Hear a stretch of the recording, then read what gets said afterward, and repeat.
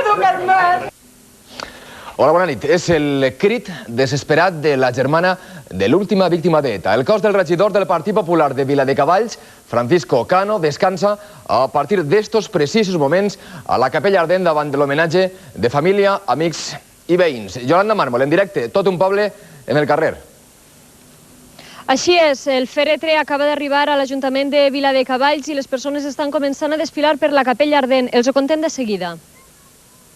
A aquest escenari també farem balanç de la vaga de funcionaris de diversa índole. Segons qui ho diga, reclamen increment salarial i treball més estable. Quants han secundat la vaga no se sap. Els sindicats parlen d'un 75%, el govern d'un 10%.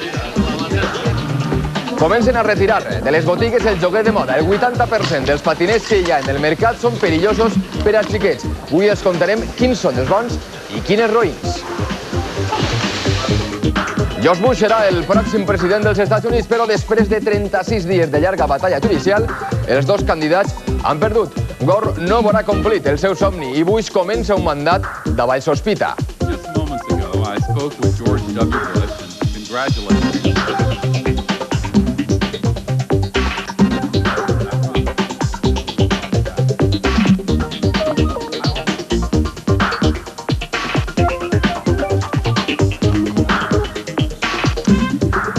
Bé, pareix que tenim algun problema a inici sumari. Anem a començar. Parlem de que la barbàrie etarra no coneix límits ni fa diferències personals. Polítics, policies, militars, metges, conductors d'autobús. Avui, el llanterner de Barcelona, de Viladecavalls en concret, regidor del Partit Popular en esta població, l'únic. Yolanda Mármol, aguanta la gent concentrada en esta freda nit de desembre? Sí, aguanten, i això que porten així moltes i moltes hores. Porten així tota la vesprada i el fèretre fa apenas 15 minuts que ha arribat. La gent ha començat a desfilar ara per la Capella Ardent.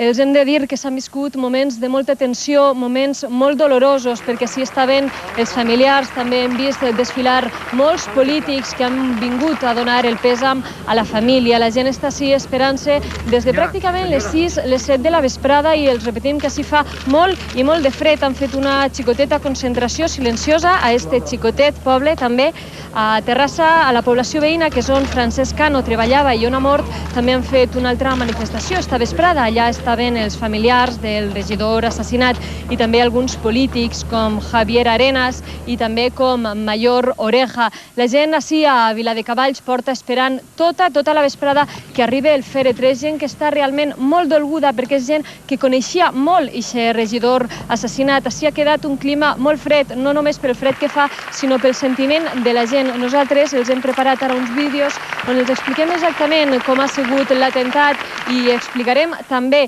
quin és l'ambient que s'ha viscut a este xicotet poble tota esta vesprada. Miren. Aquestes fotografies mostren el moment de després de l'atemptat. En elles es pot veure com traslladen a l'hospital l'última víctima d'ETA. És Francisco Cano Consuegra, natural de la Carolina, Jaén, casat i amb 2 filles. Vivia així, a Viladecavalls, molt a prop de Terrassa, en esta casa engalanada per a un Nadal que serà ben trist. Esta és la furgoneta que utilitzava per al seu treball de llanterner.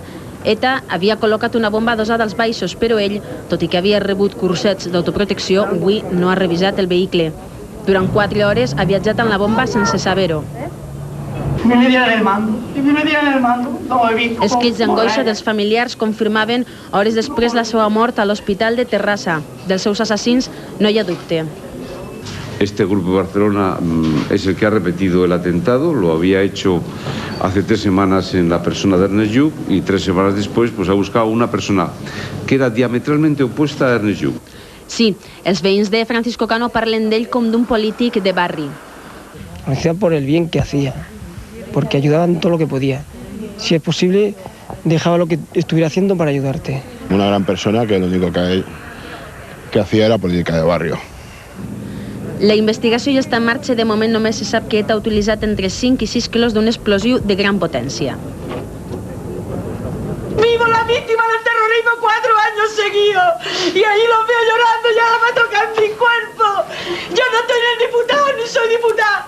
Dios mío, la ha matado, mi hermano la ha matado. Yo no puedo negociar con ellos, pero el gobierno sí puede negociar con ellos, que se termine la muerte de mi hermano, que sea la última. és el dolor de Maria, la germana de Francisco Cano, última víctima d'ETA. Un crit colpidor després del ple extraordinari de condena celebrat a Viladecavalls.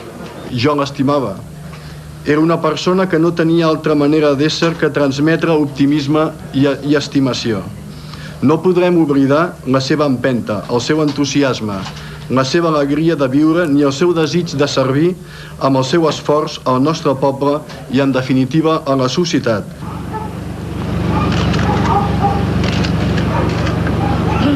Cinc emocionants minuts de silenci, l'única arma dels demòcrates per lluitar contra la banda terrorista. Fa molt de fred en esta localitat a prop de Terrassa, però la gelor no està en l'ambient, està en l'ànima dels 4.500 veïns de Viladecavalls. Ha mort un home bo, un home treballador i un servidor de la societat, les raons per les quals ETA possiblement l'ha matat. Partit Popular i Partit Socialista s'han volgut tornar a sentar junts per a demostrar que la societat està unida contra esta de raó, mentre a este poble no s'han encès els llums de Nadal en senyal de dol. Dol que reflecteixen les desenes de corones que han arribat fins a l'Ajuntament. Arriba la mort de la mà dels etarres i almenys en aquest cas, sense que servisca això com a consol, troba els partits, els grans, units. I diguem això perquè PP i PSOE han volgut escenificar esta vesprada la unitat que rubricaren fa 48 hores en un paper. Han pretendido debilitar los valores, los principios, la firmeza, la serenidad con que se ha suscrito ese acuerdo. Pues yo les quiero decir desde aquí que desde luego compartiendo esta posición con el Partido Socialista, nosotros vamos a responder con la máxima serenidad, con la máxima firmeza y que desde luego pinchan en hueso. Y si alguien piensa, la organización terrorista piensa que con este atentado mata nuestra unidad, tenemos que decirle que efectivamente Javier pincha en hueso. El mejor testimonio de la unidad de los demócratas se confirma aquí hoy con nuestra presencia conjunta. En la nòmina de reaccions també destaca la del president de la Generalitat. Afirma Eduardo Zaplana que era previsible este nou atentado.